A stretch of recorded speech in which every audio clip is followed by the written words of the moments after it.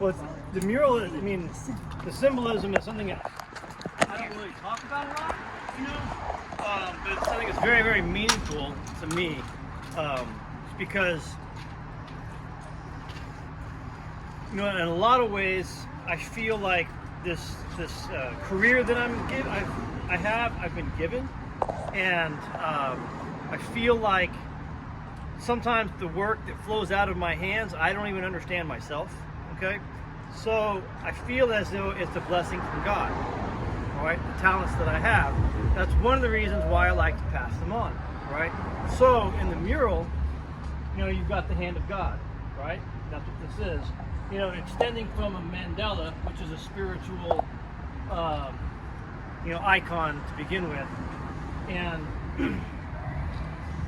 the hand of God is over these two people here, and these two people represent these characters in the Bible, in the Old Testament book of Exodus, named Bezalel and Oholiab, whom God infused with the spirit of craftsmanship to build all the things for the tabernacle, and all the items of worship, all of the, you know, the Ark of the Covenant, you know, all that kind of stuff. And they worked with metal, they worked with wood, they worked with fabric, they worked with all kinds of things, and they had the spirit of craftsmanship. And what's really interesting about the spirit of craftsmanship, that's what the wings are, right? The wings represent the spirit of craftsmanship, because oftentimes when you're doing something and you're pouring yourself out and you hit that zone, you know, when you hit that zone, right?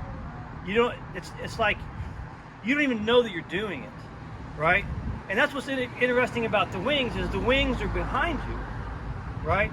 So you're doing something very, very special, and you don't even realize, you know, who you're touching and who you're affecting and who you're helping, right? So that's what the angel is. That's these two guys here, and then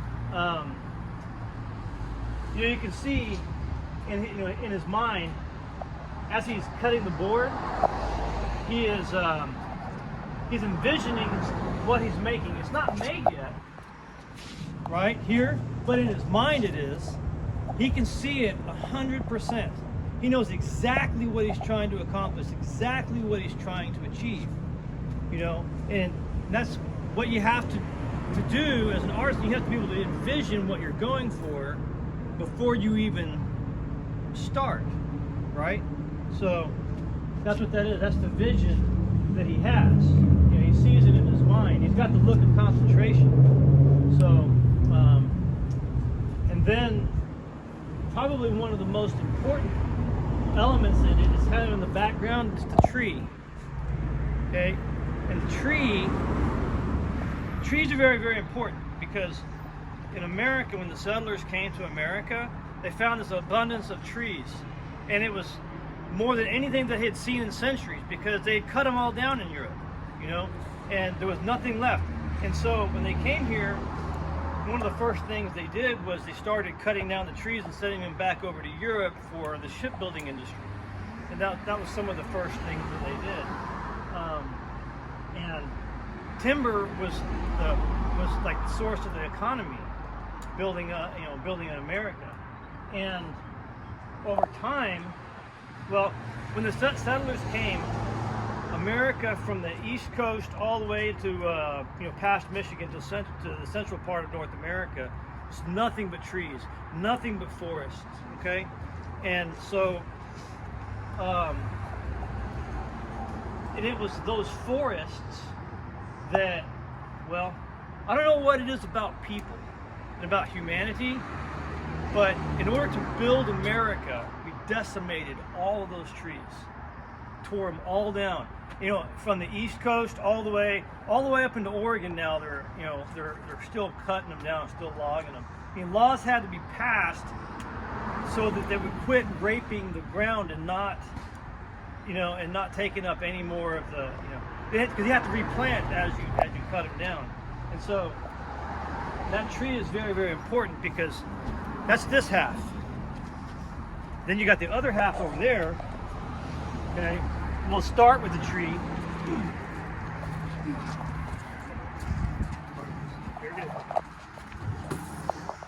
You know, the tree on this side is cut down. You can see the blood sacrifice, you know, that we had to do that to build America, you know. And so to me, you know, that's one of the reasons the old buildings are so important, you know, is because of the sacrifice that we did that to get what the houses that we work on, that we live in, you know. And you can't get that anymore, you know. And you know, I've been through this, you know, I'm going through this thing right now with this new wood I'm working with, Akoya, where I'm like, I can't use it anymore, right? Because well, maybe up north it's fine, but here it's molding, you know. But I started using Akoya because the cypress that I was using was rotting, you know, because it was rotting because, well, all the literature that I read on what wood to use said use cypress because it's the best. But all that literature was written based on those trees, right?